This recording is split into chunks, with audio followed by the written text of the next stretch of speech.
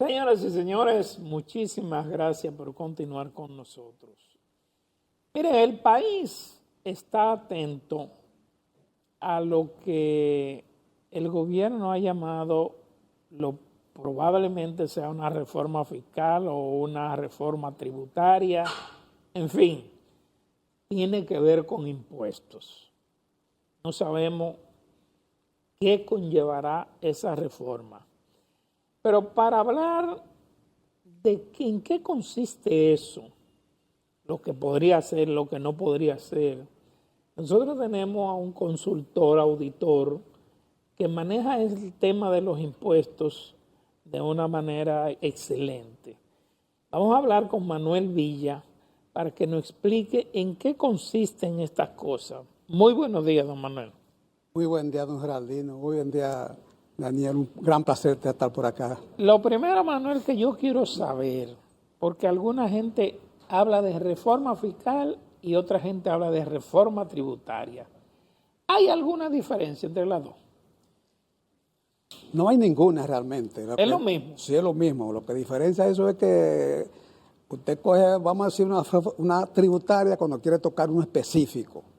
Un impuesto específico. Un impuesto específico, pero realmente es lo mismo. Es lo mismo. Es lo mismo. O sea, ya la reforma fiscal es cuando se hace, vamos a decir, el paquete. Resume exactamente el paquete. El paquete. Esa es la diferencia. Pero siempre relacionado con el impuesto. Siempre relacionado con el impuesto. Ok, entonces, frente a esa situación, nadie quiere pagar impuestos en ninguna parte del mundo. O sea, a eso se le ha temido siempre, a los impuestos. Así es. Porque impuestos dicen que impuesto es imposición.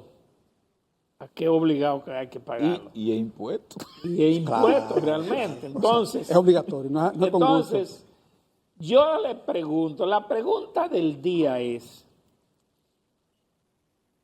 ¿qué se puede grabar y qué no se puede grabar? ¿De dónde se puede sacar y de dónde no se puede sacar en el momento actual en que está la República Dominicana? Perfecto. Mire, don Geraldino, yo diría que ya aquí no hay que tocar ningún producto que tenga que ser alcanzado por los impuestos. No, ninguno, porque aquí queda la salud, la educación, lo financiero, el transporte. Usted no puede grabar la educación, no va a grabar más la salud más de lo que está.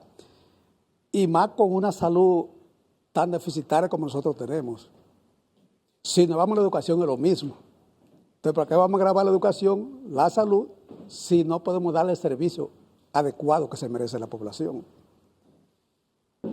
Yo digo aquí lo que hay que tocar. Pero la educación no está exenta. Sí, está exenta. Está exenta. Por eso digo, no se puede grabar. No se puede grabar. Entonces, usted no puede grabar ni la educación ni la salud. Ajá. Si usted graba el transporte, ¿qué va a pasar con todo? El transporte mueve toda la actividad económica. Tanto el de carga como el de pasajeros. Todo. Todo. Entonces, si usted lo graba, ¿qué va a pasar con toda la actividad económica? Va a subir automáticamente. Que hecho sea de paso es muy caro. Muy caro. Porque realmente, mira, aquí, yo diría que el principal elemento que incrementa los productos es el transporte. Porque usted se va a un campo y te compra una producción a un precio X, pero el transporte, dígalo aquí, le cuesta más muchas veces que lo que está pagando por el producto en el lugar de origen. Entonces, ¿qué le voy a entiendo? Que aquí lo que se debe hacer es revisar el gasto. Porque ahí sí, si usted controla el gasto del Estado, aquí no hay que hacer ninguna reforma fiscal. Si se controla el gasto corriente del Estado, Claro que sí. no hay que hacer reforma. Claro que sí.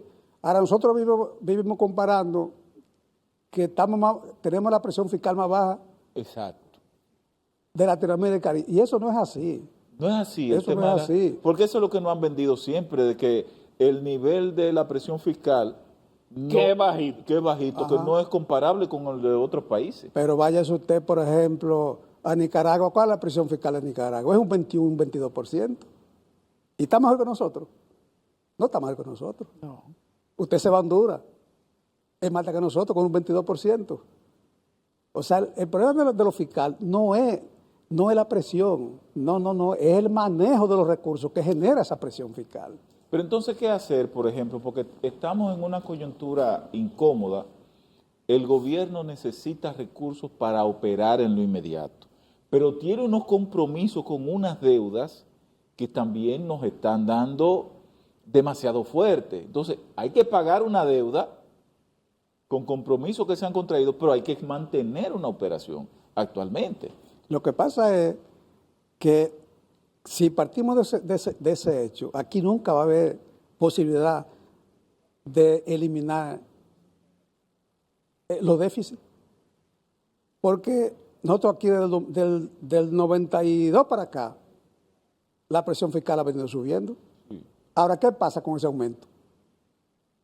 Automáticamente lo absorben los gastos, porque no es que tú dices, bueno, tengo 10 ahora como gobierno y voy a quedarme en 10, quizás subiendo solamente lo que es el efecto de la inflación, pero no, es que se le busca inmediatamente dónde vamos a mandar esa diferencia. Nosotros cerramos el 2023 con un 15.7%. ¿Y a qué se debe ese 15%? Ese 1 punto y pico por ciento que aumentó en el 2023. Una reforma fiscal que hubo ahora, el año pasado, a final del año. Hubo una, pero nadie se enteró de eso. Claro, porque hubo la reforma fiscal del final de 2022. Ajá. Aplicada para el 23 ya. Eso lo aumentó un 1.2% de las recaudaciones fiscales.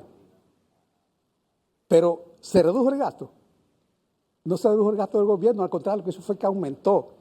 Por lo tanto, ese incremento se lo llevaron los nuevos gastos. Villa, yo tengo aquí algo que me manda alguien que dice, lo que realmente pagamos los dominicanos de impuestos, dice, 18% de ITEVI, 10% selectivo al consumo, 2% de las telecomunicaciones, 27% impuestos sobre la renta, 25% de ingresos complementarios o bonificación, 15% a premios como lotería, loto, etcétera, 40% combustible, 13% aduana, 0.015 transferencia bancaria, 2.87 AFP, 30.04 ARS, 7% mensual, 84 anual en tarjeta de crédito, entre 22 y 36% en préstamos personales, entre 12 y 18 en préstamos hipotecarios,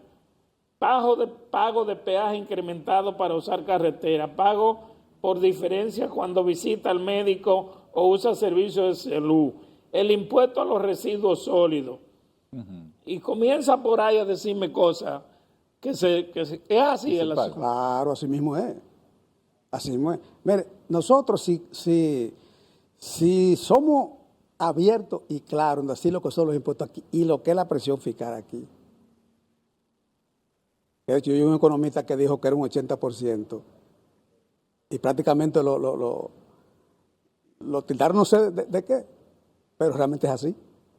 Cuando usted saca los números en frío, le llega hasta Claro, es así. Y eso que usted no mencionó ahí, que usted tiene su empresa, usted tributó un 27% de su beneficio, pero supone que a usted le toca parte de su beneficio como dueño de la empresa, pero tiene que pagar un día adicional. ¿Esto qué significa? Usted no está pagando un 27%, está pagando un 37% de impuestos de la renta. O sea, ¿qué es lo que estamos haciendo? Disfrazando la forma de cobrar los impuestos, cargando mal que tributa, porque lo otro es lo siguiente. Nosotros tenemos una población de 10 millones y medio de habitantes. ¿Y cuánto tributamos? 4.5 millones. Del total. Claro, exactamente, porque decimos, ok, la clase baja paga más impuestos. Pero el que produce los impuestos, ¿verdad? Que es la empresa, paga el impuesto y consume también. O sea, usted es productor y consumidor. Por lo tanto, cuando usted graba ITEVI, usted también está pagando con ITEVI.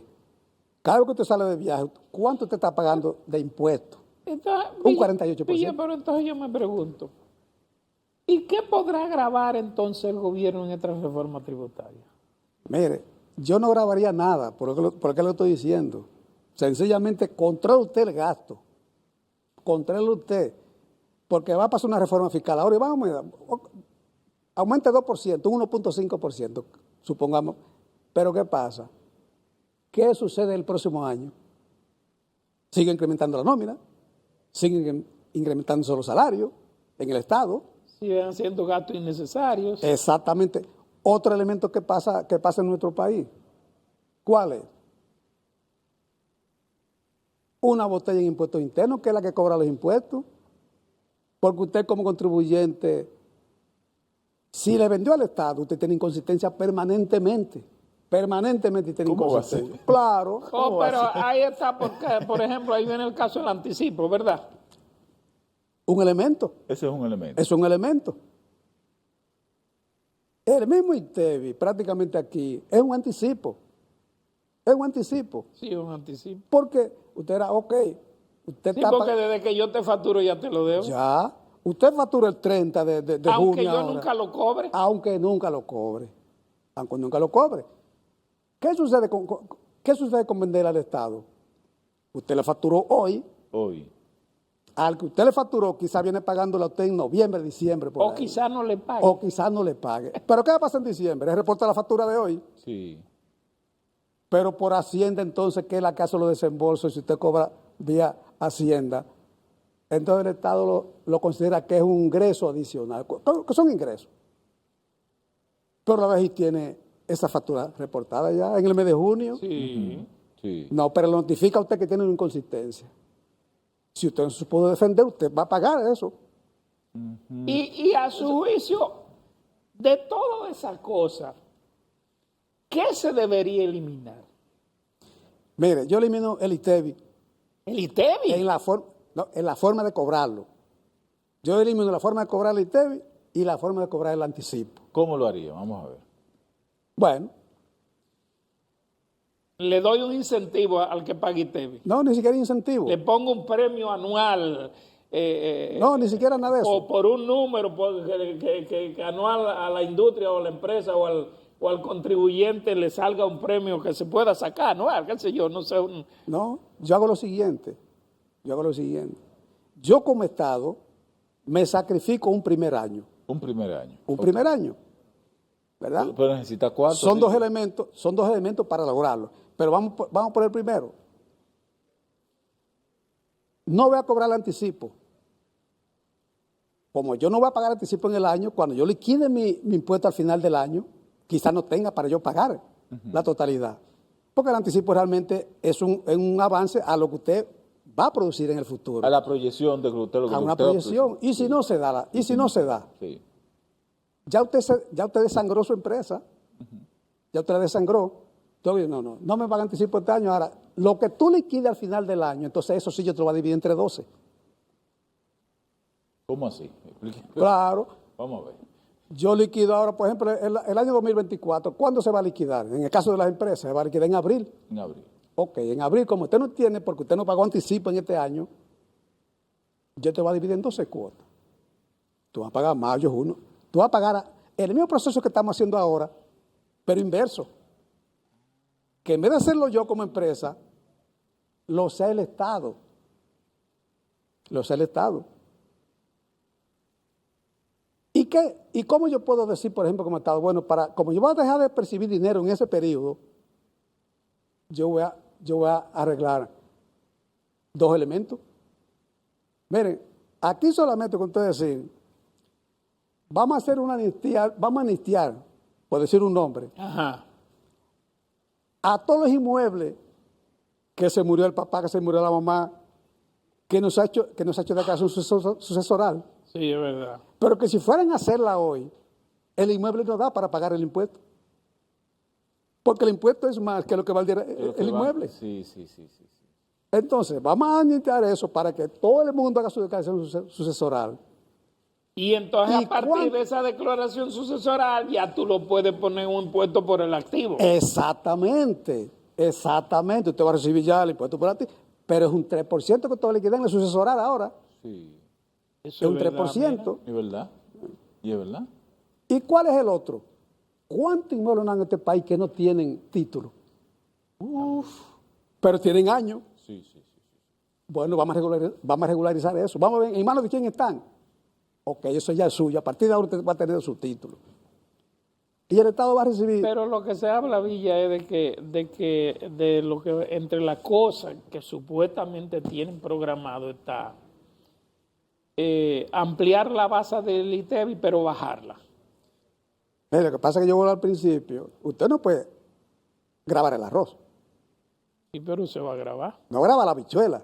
se va a grabar.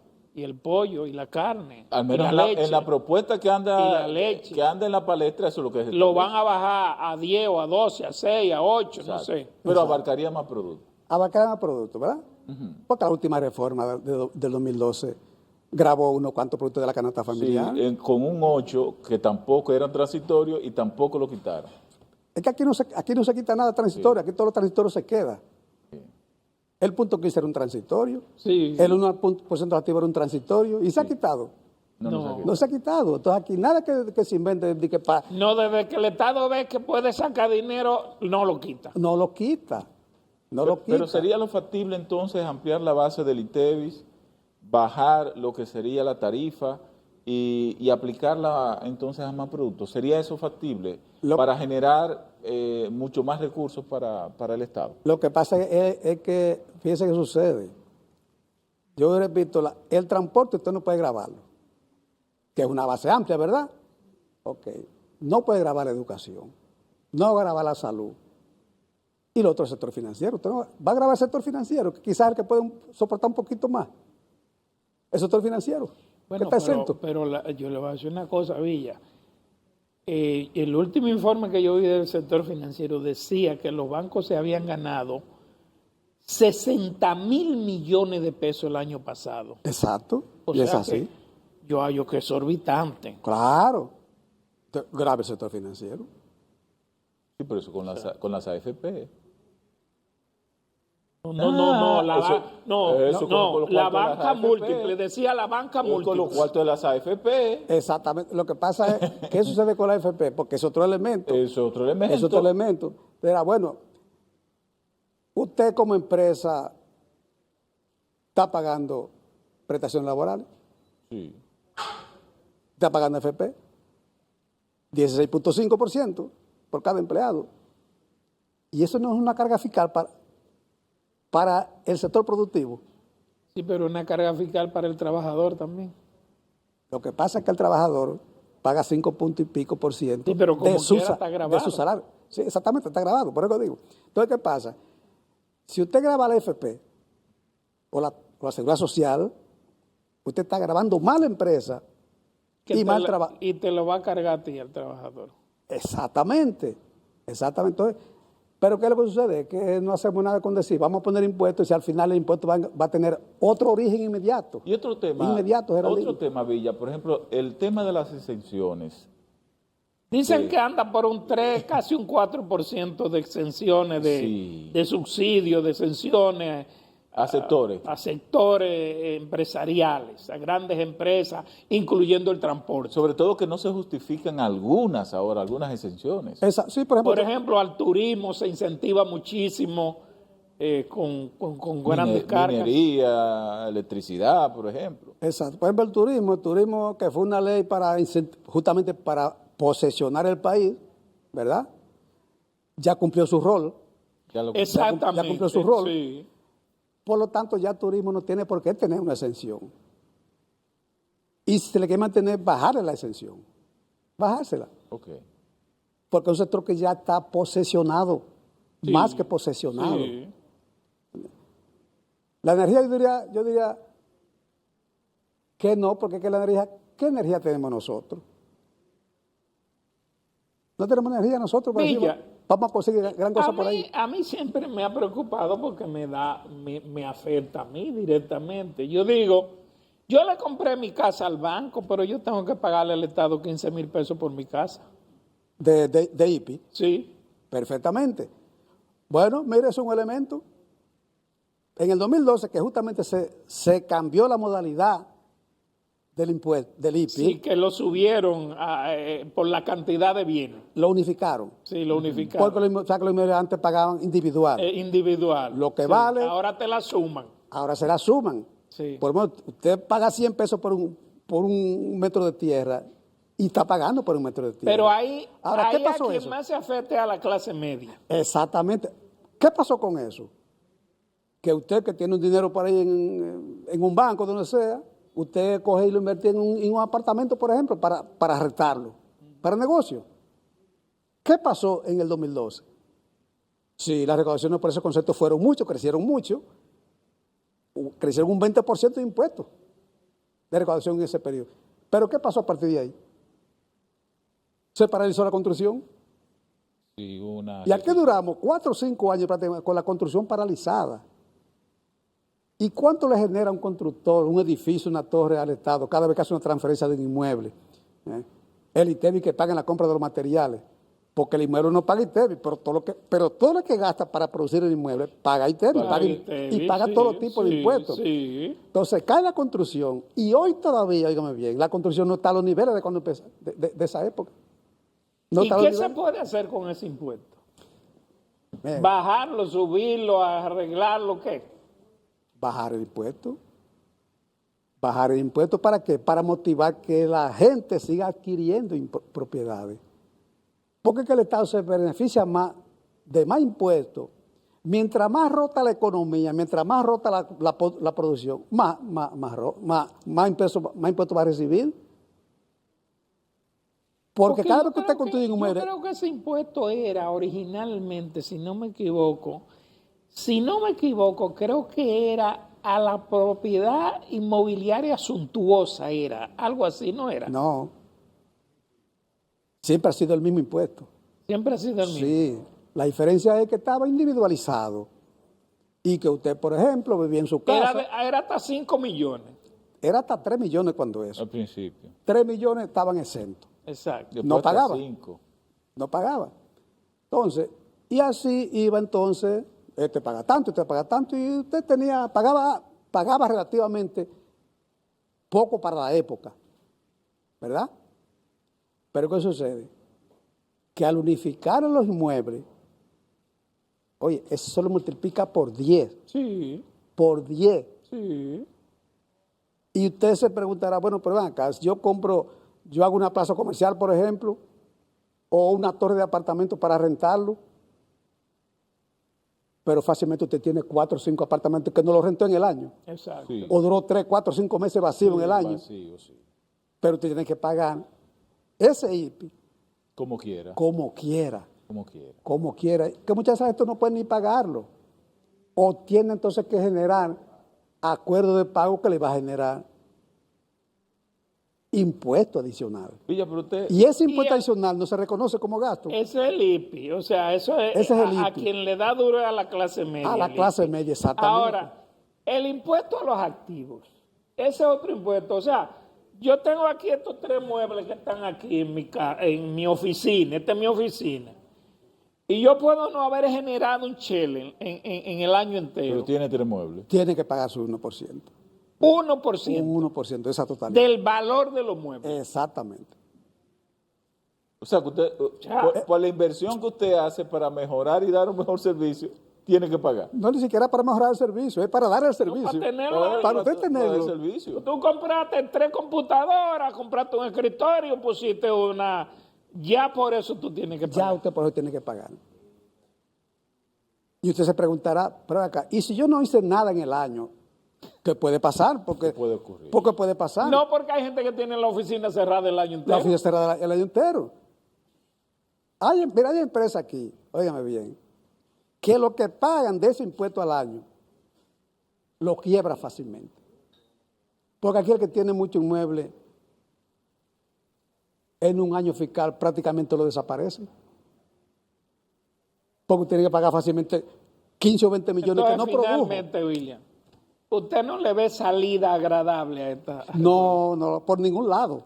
Pero que usted me está planteando una contradicción, Villa, porque una de las tesis de los economistas es que el gobierno gaste para inyectarle recursos a la economía. Y usted dice que reduzca los gastos. Sí, pero lo que pasa es, ¿verdad? Que si usted hace eso para usted mejorar servicio, Ajá. entonces usted El ahí problema sí, es que ahí no son gastos eficientes. exactamente. Son gastos deficientes. Claro, porque eso es lo que sucede. Es que yo repito, bueno, Mira, usted no es una con aumentarse usted para va a tener malgastar. que venir más a menudo a explicarle a la gente este asunto, para que la gente lo entienda mejor, porque la verdad es que si es así, esta reforma le va a dar a todo el mundo entonces. Así mismo, ¿eh? Gracias, Manuel Villa. Señores, No hay forma. ya ustedes tienen una idea de cómo es el asunto, así que nos vemos mañana.